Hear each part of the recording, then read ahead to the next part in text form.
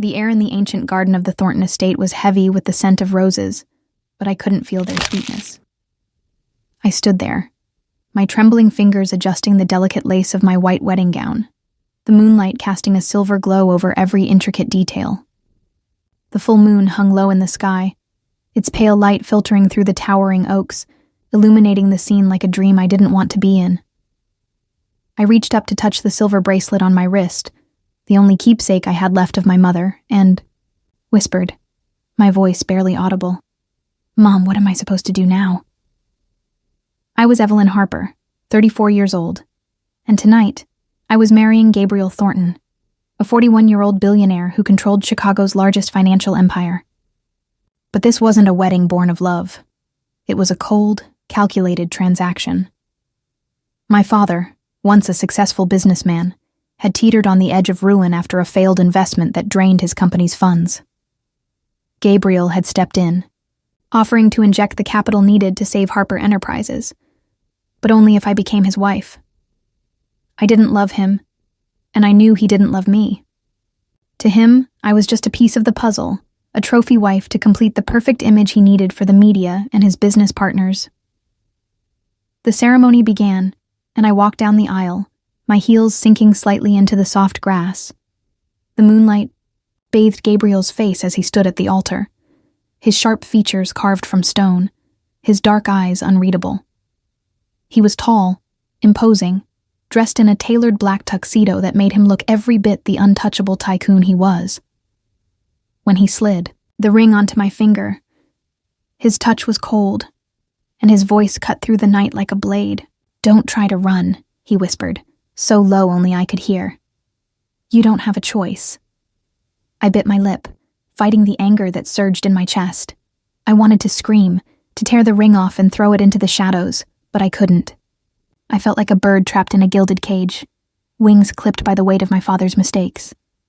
I thought of my mother, who had died when I was just a child, her laughter a distant memory that still warmed me on the coldest nights. She had always told me to be brave, to never let anyone take away my light.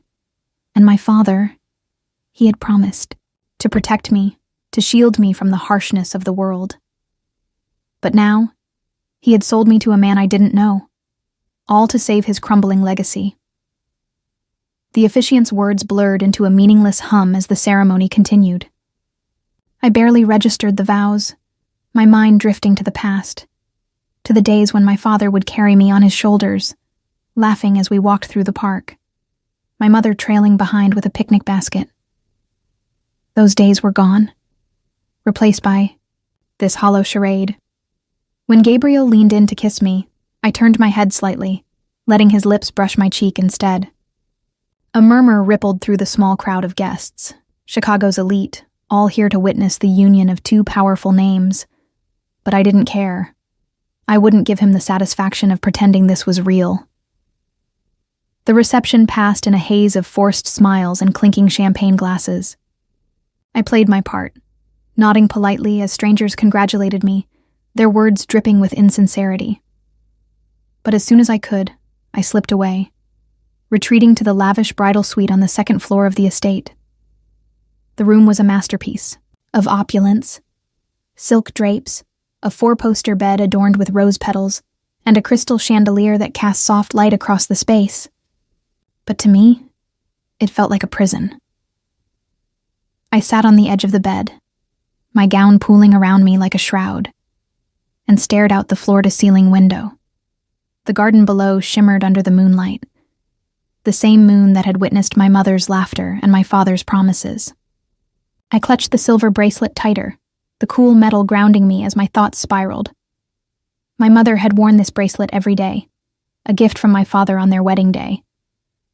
It was the only piece of her I had left. A fragile tether, too, a time when I believed in love, in family, in honor. Now, all I felt was betrayal. My father had traded me like a commodity, and Gabriel had bought me like a prize. I didn't know what kind of man he was beyond the rumors. Ruthless, calculating, a king in a world of power and money. Did he see me as a person, or just another asset in his empire? I wanted to run, to disappear into the night and leave this gilded cage behind. But I knew I couldn't. My father's life, his company, the legacy he had spent decades building, it all rested on my shoulders now. If I walked away, everything would crumble, and I couldn't bear the thought of losing him too. Not after losing my mother. I stood and walked to the window, pressing my hand against the cool glass. The moon hung high, its light a silent witness to my silent rebellion. I wanted to believe there was a way out, a path to freedom, to happiness. But all I could see was the endless stretch of the garden, the shadows of the oaks, and the weight of a ring that felt more like a shackle. I was Evelyn Harper, a woman who had once dreamed of a life filled with love and laughter. But now, I was Mrs. Gabriel Thornton, a pawn in a game I didn't understand. And as the night deepened, I wondered if I would ever find my way back to the light. The morning after the wedding, I woke to the soft glow of sunlight streaming through the heavy silk curtains of the bridal suite. For a moment, I forgot where I was, my mind clinging to the remnants of a dream where my mother's laughter echoed through a sunlit park. But the weight of the ring on my finger pulled me back to reality. I was in the Thornton estate, married to a man I didn't love, bound by a deal I hadn't chosen. I sat up, the white satin sheet slipping off my shoulders, and reached for the silver bracelet on my wrist. The cool metal against my skin was a small comfort, a reminder of my mother's warmth in this cold new world. I dressed in a simple cream, blouse and skirt, the kind of outfit that felt more like me than the extravagant gown from last night, and made my way downstairs to the dining room. The Thornton estate was a labyrinth of opulence. Marble floors, gilded frames, and towering windows that let in the morning light. But it felt hollow, like a beautiful shell with no soul. When I entered the dining room, Gabriel was already there, seated at the head of a long mahogany table. A spread of breakfast awaited, freshly baked croissants, a silver pot of coffee, and a bowl of glistening fruit. But the air was as cold as the marble beneath my feet. Gabriel didn't look up as I approached.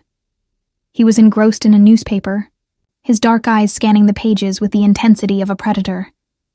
He was still in his tailored suit, though the tie was loosened slightly, a rare hint of vulnerability in his otherwise impenetrable armor. I hesitated, then sat at the opposite end of the table, the distance between us a silent testament to the chasm in our hearts. I reached for the coffee pot, my hands steady despite the storm inside me, and poured myself a cup. The bitter aroma filled the air, but it did little to warm the chill that had settled in my bones. The silence stretched on, broken only by the faint clink of my cup against the saucer. I watched Gabriel, waiting for him to acknowledge me, to say something, anything, that might give me a glimpse into the man I was now tied to. But he remained a statue, his focus unwavering. Finally, I couldn't bear it any longer. "Why did you agree to this marriage?" I asked, my voice trembling despite my effort to keep it steady. "You don't need me. You could have anyone." Gabriel lowered the newspaper slowly, his gaze meeting mine for the first time that morning. His eyes were a deep, stormy gray, and for a moment, I saw something flicker in them, something raw, something human. But it was gone as quickly as it came, replaced by the cold mask I'd seen under the moonlight. "Because I need a wife to maintain my honor," he said, his voice low and measured, but heavy with an emotion I couldn't quite place. "My mother was forced into a marriage with my father, and she never knew happiness. She died alone, Evelyn, and I swore I'd never let history repeat itself. But I had no choice." His words hit me like a wave, stirring a mix of shock and reluctant empathy. I hadn't expected such a confession, not from a man who seemed carved from ice. I leaned forward, my coffee forgotten, searching his face for more. "What do you mean, no choice?" I asked, my voice softer now, though the anger still simmered beneath the surface. Gabriel's jaw tightened, and he looked away, his gaze settling on the window where the morning light painted the garden in shades of gold. My father's empire was built on ruthless deals, but it crumbled when a scandal exposed his corruption. He took his own life, leaving my mother to bear the shame. She begged me to restore our family's name, to protect our legacy at all costs. I had to let go of the only woman I ever loved, Clara, to focus on rebuilding what he destroyed. Marrying you. It was the final piece to secure my reputation, to ensure no one could question my standing again. I sat back, my mind reeling. Gabriel Thornton, the untouchable billionaire, had a past as broken as mine. I thought of my own mother, her gentle smile, the way she'd worn this silver bracelet every day. A gift from my father on their wedding day. A symbol of a love that had once been real. She'd told me to live with courage, to never let anyone dim my light.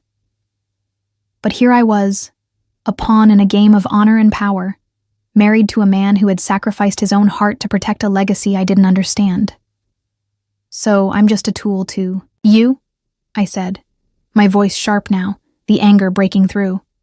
A means to an end, to keep your precious honor intact. Tears stung my eyes, and I blinked them back, refusing to let him see me break.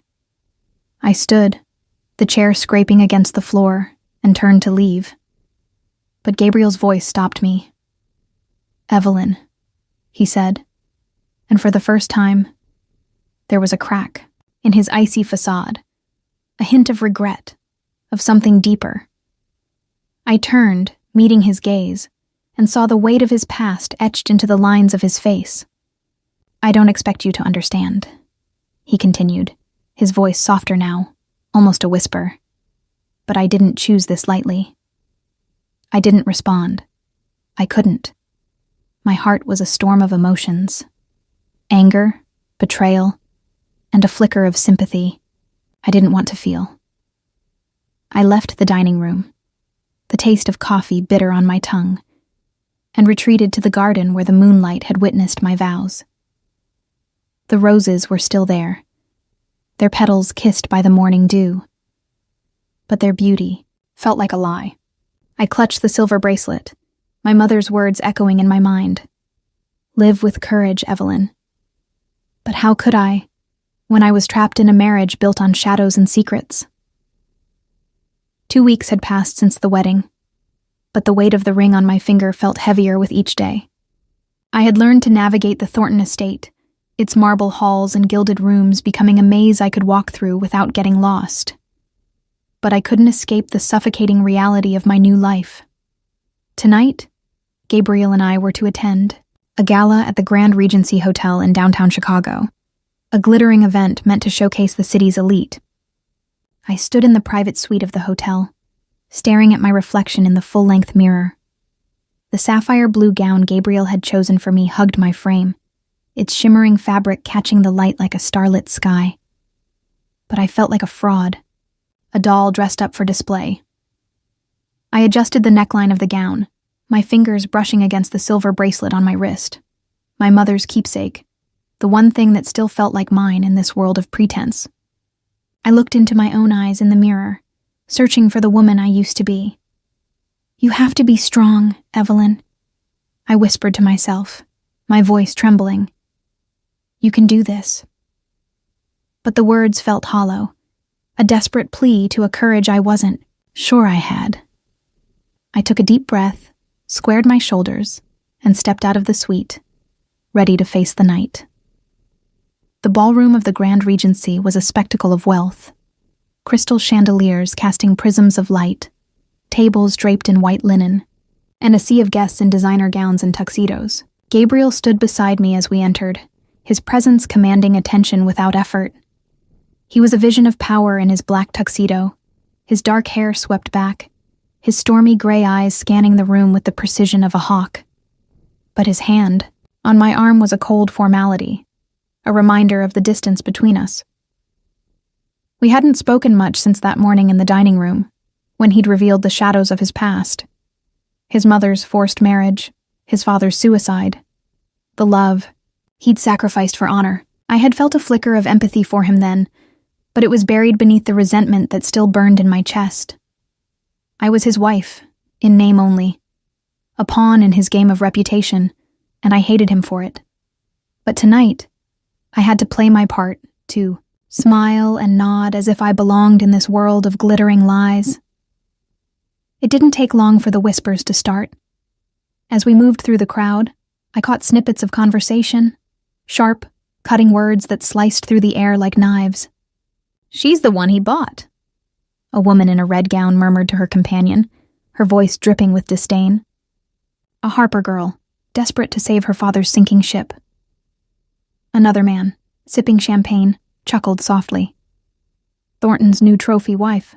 I wonder how much he paid for her."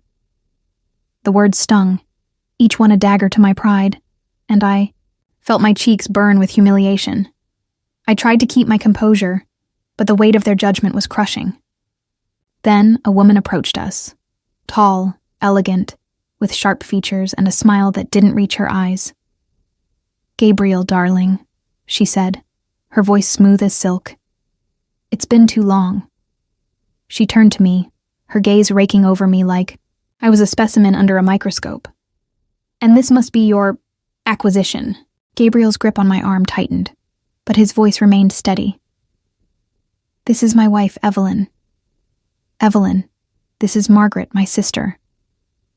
Margaret Thornton, Gabriel's older sister, a woman I'd heard of but never met. She was a force in Chicago's social circles, known for her sharp tongue and unyielding standards. Her smile widened, but it was cold, predatory. "You don't belong in this world, do you?" she said, her tone laced with contempt.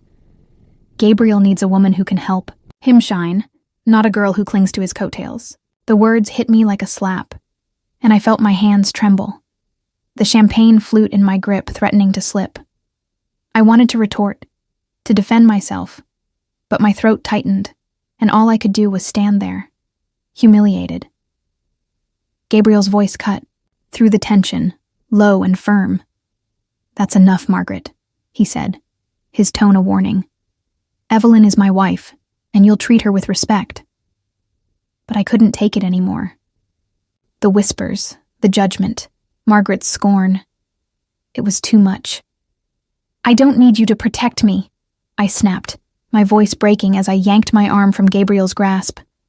Tears stung my eyes, and I turned, pushing through the crowd, my heels clicking against the polished floor. I didn't care who saw me, didn't care about the murmurs that followed.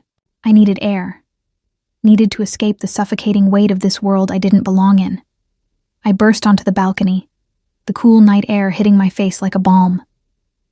The city stretched out before me, a sea of lights twinkling against the darkness, and I gripped the railing, my chest heaving as I fought to steady my breathing. The silver bracelet glinted in the moonlight, a silent reminder of my mother's strength, but I felt so far from it. Behind me I heard Margaret's voice, low and venomous, speaking to Gabriel. "She'll destroy you, Gabriel," she said. "Let her go before she drags you down." I didn't turn around, didn't want to see the look on Gabriel's face. I stared out at the city, my tears falling silently, and wondered if I could ever find a place in this world of power and pretense. I was Evelyn Thornton now, but I felt more lost than ever, a stranger in my own life, caught between the honor I was forced to uphold and the freedom I so desperately craved. The gala had left a bitter taste in my mouth, a lingering sting of humiliation that followed me back to the Thornton estate. Margaret's words, the whispers of the elite, the weight of their judgment, they echoed in my mind, a relentless reminder of my place in this world. I was a Harper, a name that once carried pride, now reduced to a pawn in a billionaire's game. I couldn't shake the feeling that I was drowning, trapped in a marriage I didn't want, in a life I didn't choose. But I needed answers. I needed to know why my father had done this to me, why he had sold me to Gabriel Thornton like I was nothing more than a business asset. The next morning, I drove to my father's old office in downtown Chicago, a place I hadn't visited in years.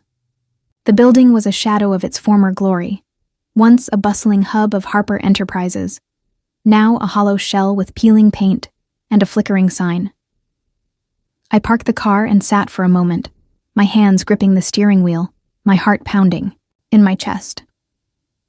I reached for the silver bracelet on my wrist, the one my mother had worn every day, and ran my fingers over its smooth surface.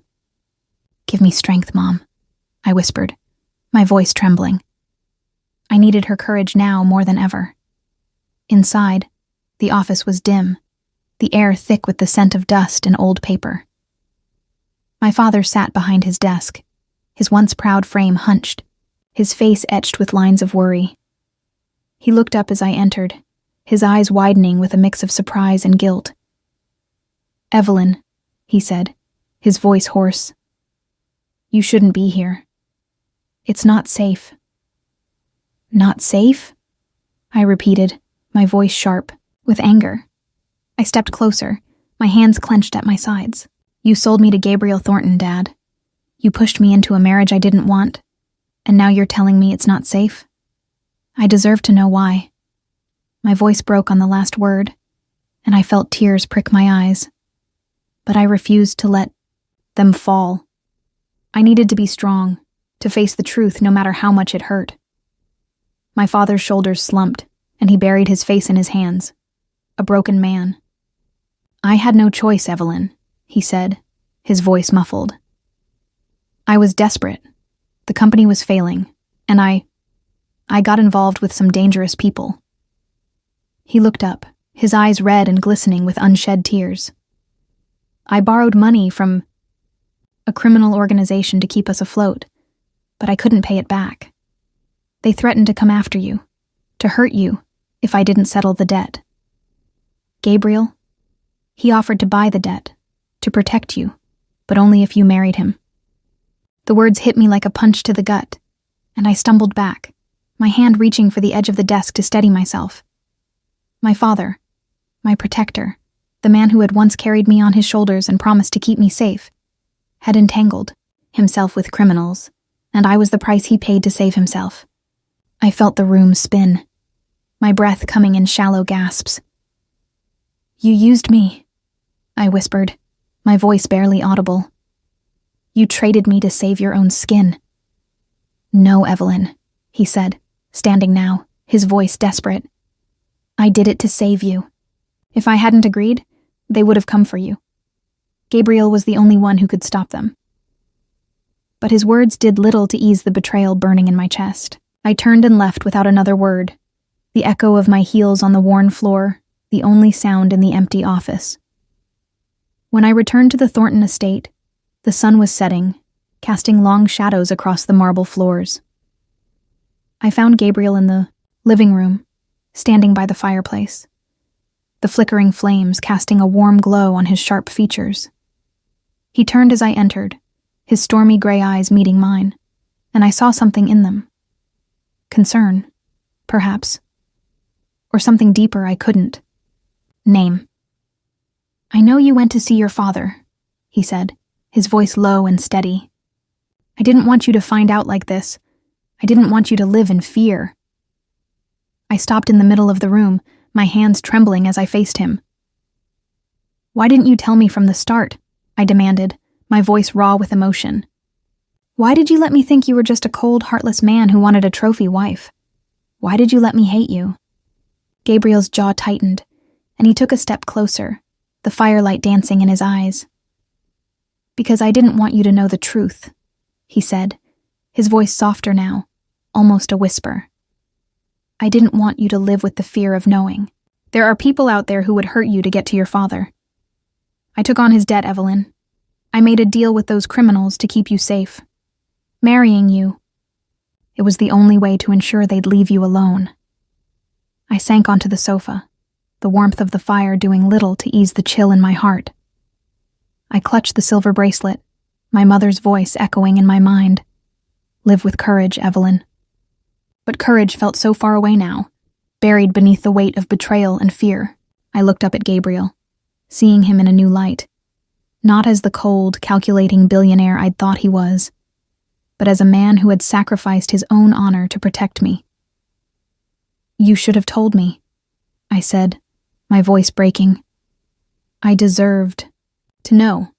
"I know," he said, and for the first time, I heard genuine regret in his voice. He sat across from me, the fire casting shadows on his face, and I saw the weight he carried, the burden of a past he couldn't escape, the choices he'd made to protect a legacy he didn't always want. I didn't forgive him, not yet, but I felt a flicker of gratitude, a small crack in the wall I'd built between us. And as the fire crackled, I wondered if there was a way to find light in this darkness, a way to reclaim the honor I'd lost. The revelation of my father's dealings with a criminal organization had left me reeling, but Gabriel's confession, that he had taken on the debt to protect me, shifted something inside me. I didn't trust him, not fully, but the resentment I'd harbored since our wedding night had begun to crack, giving way to a reluctant gratitude. I still felt like a prisoner in the Thornton estate, but for the first time, I saw Gabriel as more than a cold, calculating billionaire. He was a man carrying his own burdens, a man who had made a choice to shield me from a danger I hadn't even known existed. That evening, we sat down for dinner in the estate's grand dining room, a rare moment of quiet after days of tension. The table was set with meticulous care, fine china, crystal glasses, and a centerpiece of white lilies that filled the air with a delicate sweetness. I unfolded a linen napkin and placed it on Gabriel's plate, a small, instinctive gesture that felt strangely intimate. He looked up at me, his stormy gray eyes softening for a fleeting moment, and I felt a flicker of warmth in my chest, a connection I hadn't expected. For a brief second, I wondered what it would be like to truly know him, to see beyond the walls he'd built around himself. But the moment was shattered by the sound of shattering glass. The dining room windows exploded inward, shards raining down like deadly confetti, and a group of men in dark clothing stormed into the room. My heart leapt into my throat as I stumbled back, the chair toppling behind me. The men moved with lethal precision, their faces obscured by masks, their voices cold and menacing. "Thornton," the leader barked, his gun trained on Gabriel. "You thought you could buy your way out of this? She belongs to us now." He gestured toward me, his words, a chilling echo of the danger my father had warned me about. Gabriel was on his feet in an instant, positioning himself between me and the intruders, his body a shield. "You'll never touch her," he said, his voice a low growl, steady despite the chaos. I could see the tension in his shoulders, the way his hands clenched into fists, but there was no fear in his eyes, only a fierce determination that sent a shiver down my spine. I clutched the edge of the table, my mind racing, my breath coming in shallow gasps. These were the men my father had feared, the criminals who had threatened my life. And now they were here, in our home, ready to take me. The leader laughed, a harsh, grating sound that made my skin crawl. "You can't protect her forever," he said, stepping closer, his gun now inches from Gabriel's chest. "Hand her over or we'll kill you both." My stomach churned, and I felt a scream rising in my throat, but I swallowed it down, my eyes darting around the room for a way out, but there was none. Only the shattered windows, the glint of guns, and the suffocating weight of fear. Gabriel didn't flinch. "Over my dead body," he said, his voice a deadly promise. And then chaos erupted. One of the men lunged at Gabriel, and he moved with a speed I hadn't expected, disarming the attacker with a swift, brutal motion. But there were too many of them. Another man grabbed me, his grip like iron on my arm, and I screamed, kicking and thrashing as he dragged me toward the door. Gabriel turned at the sound, his eyes locking onto mine. And I saw something in them. Something raw. Something desperate. He fought his way toward me, taking a blow to the shoulder, then another to the ribs. But he didn't stop. The leader raised, his gun aiming for Gabriel's back, and I screamed again, my voice tearing through the air. "Gabriel!" The shot rang out, and Gabriel staggered, blood blooming on his sleeve as he fell to one knee. But he didn't stay down. With a roar of defiance, he tackled the leader, wresting the gun from his hand and turning it on the others. "Get out!" he shouted, his voice a thunderclap. "Now!" The intruders hesitated, then fled, their footsteps echoing as they disappeared into the night. Gabriel's security team arrived moments later, too late to stop the attack, but in time to secure the estate. I dropped to my knees beside Gabriel, my hands shaking as I reached for him. Blood soaked his sleeve, his face pale with pain, but his eyes were still fierce, still fixed on me. "Are you okay?" he asked, his voice rough, his breath ragged. I nodded, tears streaming down my face as I tore a strip of fabric from my dress and pressed it to his wound. "You're hurt," I said, my voice trembling. "Why did you do that? Why did you risk your life for me?" I began to wrap the fabric around his arm, my fingers clumsy but determined, feeling the warmth of his skin beneath my touch.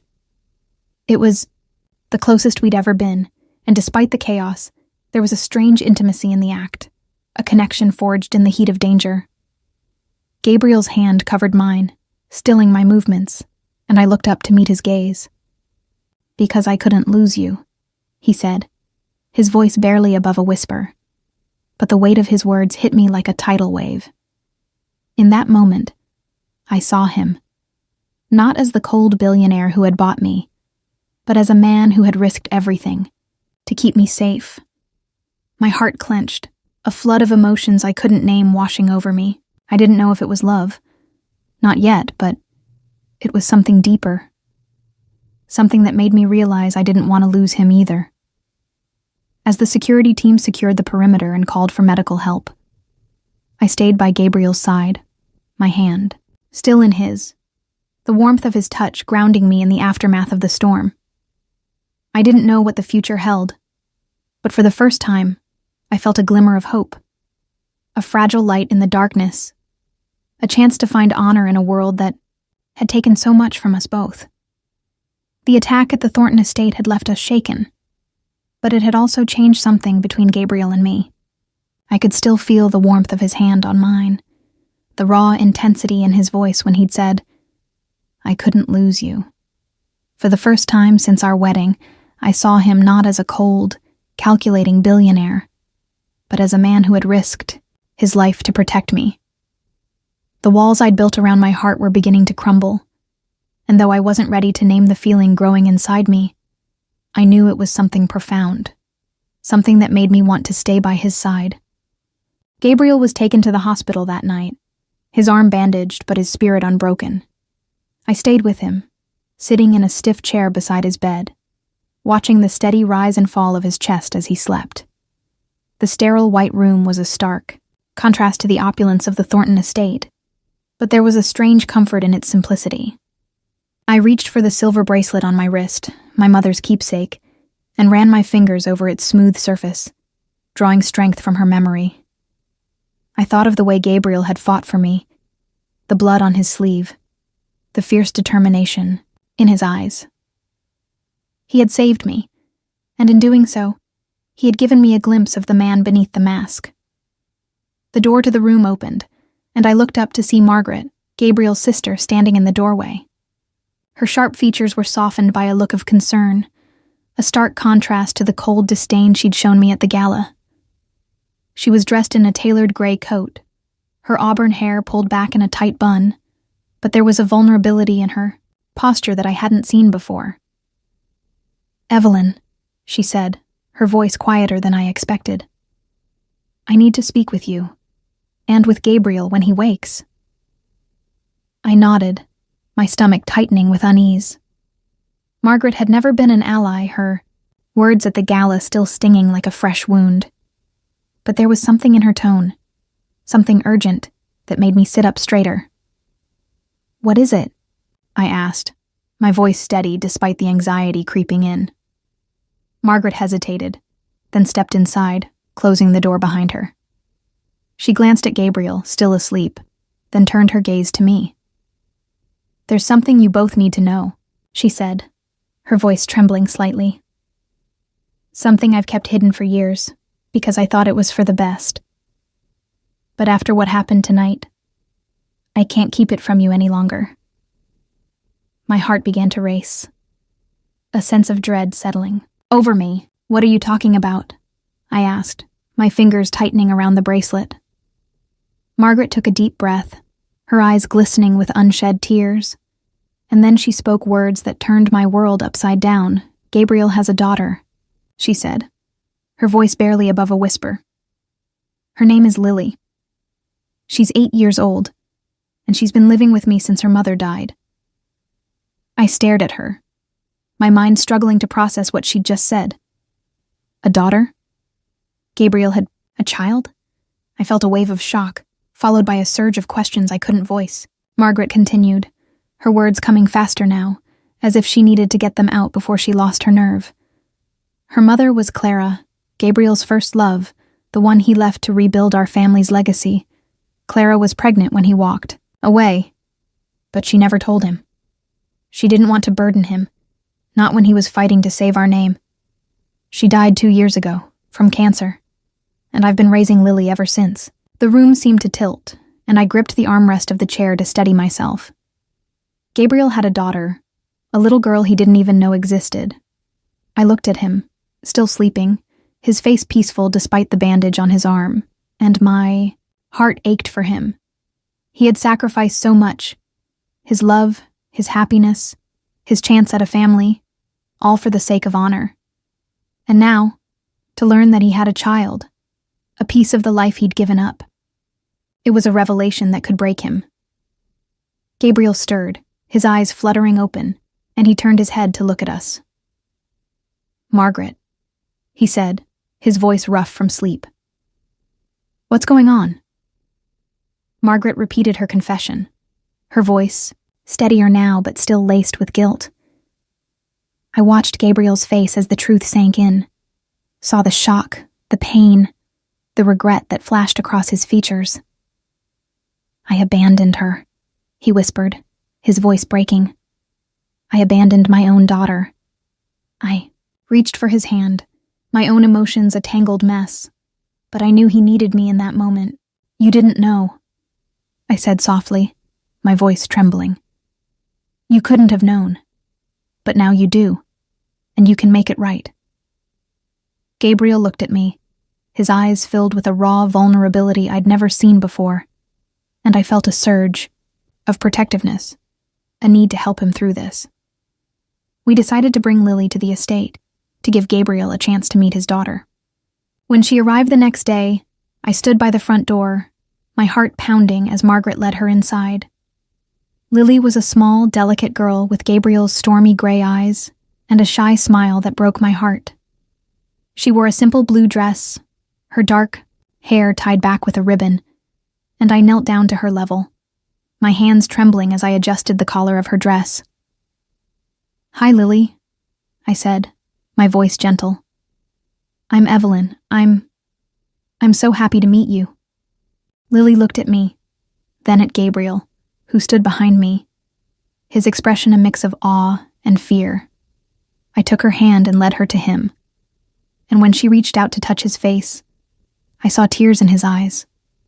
I stepped back, giving them space, and as I watched them together, I felt a warmth I hadn't expected, a sense of family, of belonging, that I hadn't known I craved. I hugged Lily close, her small arms wrapping around me, and in that moment, I knew I would love her as my own, a new light in the darkness of our fractured lives. The arrival of Lily, Gabriel's 8-year-old daughter, had turned our world upside down in the most unexpected way. I had seen the raw pain in Gabriel's eyes when he learned of her existence, the guilt that weighed on him for abandoning Clara, the mother of his child, without knowing she was pregnant. But I had also seen the hope that flickered in his gaze when he first held Lily, the way his hands trembled as he brushed a strand of hair from her face. In that moment, I knew we were on the cusp of something new, a chance to build a family, to heal the wounds of the past, to find redemption in the love we could offer this little girl. The days that followed were a whirlwind of adjustment. Lily moved into the Thornton estate, her small presence filling the cavernous halls with a warmth I hadn't realized they lacked. I threw myself into caring for her, determined to give her the stability and love she deserved. One sunny afternoon, I sat with her in the estate's library, a cozy room lined with books and bathed in golden light.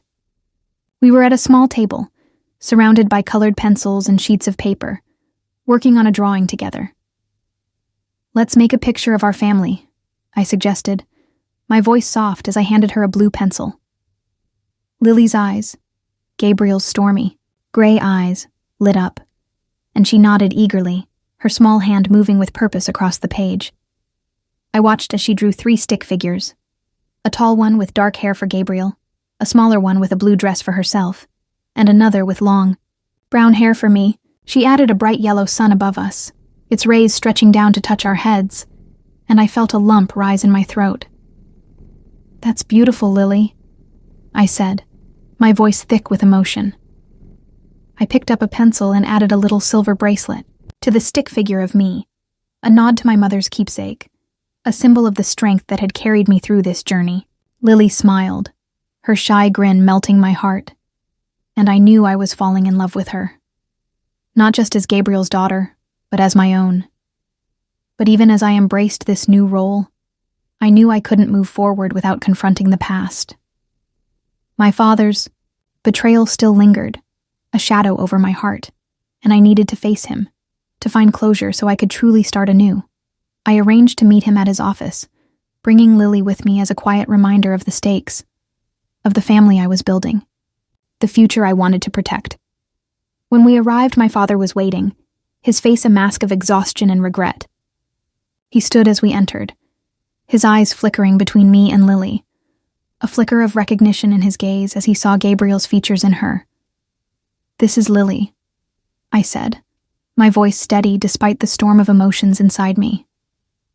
"She's Gabriel's daughter, your granddaughter." I paused, letting the words sink in, then continued, my tone firm but not unkind. "I've found happiness, Dad, despite everything. But I need you to understand what you did to me. You sold me to Gabriel to save yourself, and I've carried that betrayal every day since. I want you to make things right. Not for me, but for her, for the family I'm building." My father's eyes filled with tears, and he sank back into his chair, his hands trembling. "Evelyn," he said, his voice breaking. "I'm so sorry. I was desperate, terrified of losing you to those men. I thought I was protecting you, but I see now how much I hurt you. I was wrong, and I'll spend the rest of my life making up for it, I swear." He reached out, his hand hovering over Lily's head, and she looked up at him with a curious smile, unaware of the weight of the moment. I saw the sincerity in his eyes, the genuine remorse, and I felt a knot in my chest loosen. "I forgive you," I said, my voice soft but resolute. "Not because you deserve it, but because I want to live without this anger. I want to be free, to love the family I've found." My father nodded, tears streaming down his face, and I felt a weight lift from my shoulders, a burden I'd carried for too long, finally released. That night, back at the estate, I sat with Gabriel and Lily, by the fireplace in the living room. The flames cast a warm glow over us, the crackling of the fire a soothing backdrop to the quiet moment we shared. Lily was curled up between us, her head resting on my lap, her small body relaxed in sleep. I ran my fingers through her dark hair, marveling at how quickly she had become a part of me, a piece of my heart I hadn't known I was missing. Gabriel watched us, his expression softer than I'd ever seen it. The hard edges of the man I'd married softened by the love he felt for his daughter. And I dared to hope, for me. "Thank you, Evelyn," he said, his voice low and warm, carrying a depth of emotion that made my breath catch. "For giving me a family, for giving me a chance to be the father I never thought I could be." I looked at him, my heart swelling with a feeling I could finally name. Love. Not just for Lily, but for him. "You gave me a family too," I said, my voice trembling with the weight of the truth. "I thought I'd lost everything when my father betrayed me, but you and Lily have given me a reason to believe in honor again, in love." I reached for his hand, our fingers intertwining over Lily's sleeping form. And in that moment, I felt a peace I hadn't known was possible. The firelight danced in Gabriel's eyes, and I saw the man he was becoming. A man who had fought for me, who had opened his heart to his daughter, who had chosen love over the cold legacy he'd once clung to. We were a family now, bound not by deals or debts, but by the quiet, steady promise of a future we would build together. A year had passed since that fateful night under the full moon, when I'd stood in the ancient garden of the Thornton estate, bound to Gabriel by a cold transaction. So much had changed since then. My heart, my life, the very meaning of the word family. Tonight, we were back in that same garden, but the air felt different, lighter, filled with the scent of blooming roses and the soft hum of crickets. The full moon hung low in the sky, its silver light casting a gentle glow over the scene, a quiet witness to the journey we'd traveled. We were hosting a small gathering, a celebration of the family we'd become. The guest list was intimate, just my father, Margaret, and a few close friends who had stood by us through the storms. I wore a simple white dress, its soft fabric a far cry from the extravagant gown of my wedding day. But it felt right, like a reflection of the woman I'd become.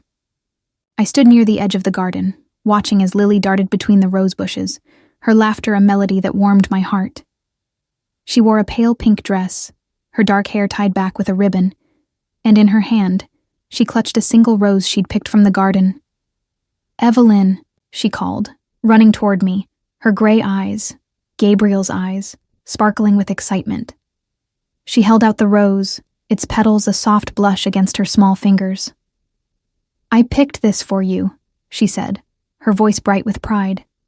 I knelt down, taking the flower with a smile that felt like it could light up the night. "Thank you, sweetheart," I said, tucking the rose behind my ear. "It's beautiful, just like you." I pulled her into a hug, feeling the warmth of her small body against mine. And in that moment, I knew I was exactly where I was meant to be.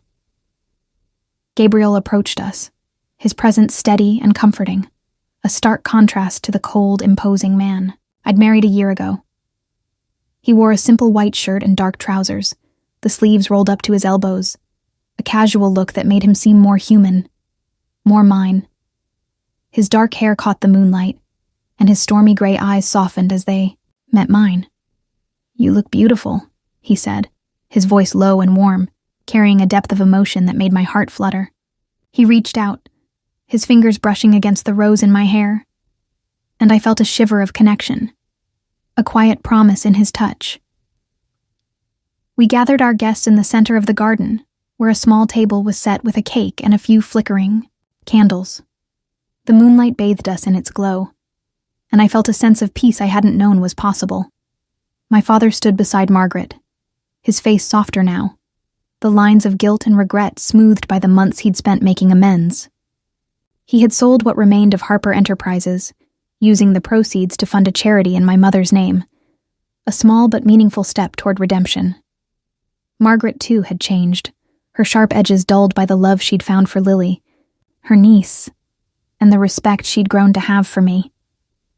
As we cut the cake, I looked around at the faces of the people I loved, feeling a gratitude that brought tears to my eyes. But it was Gabriel's words that truly anchored the moment. He raised his glass, his gaze steady on mine, and spoke in a voice that carried the weight of our shared journey. "A year ago, I thought honor was about power, about money, about protecting a legacy at all costs," he said, his tone resonant with sincerity. "But you, Evelyn, you showed me that true honor is about protecting the ones we love, about building a family that stands stronger than any empire. You gave me a daughter, a home, a reason to believe in love again. I'm a better man because of you." His words pierced my heart, and I felt a tear slip down my cheek. But it was a tear of joy, of healing. I reached for his hand, our fingers intertwining, and I knew that this was the moment I'd been waiting for. The moment I could finally let go of the past and embrace the future. You gave me a family too, I said, my voice trembling with emotion.